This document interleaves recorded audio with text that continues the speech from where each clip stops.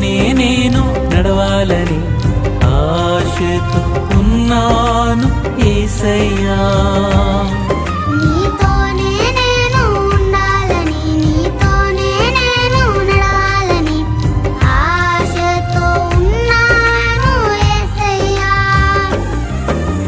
తప్పిపోయినా గొర్రెను నేను నీ దరికి చేర్చుకో యేసయ్యా.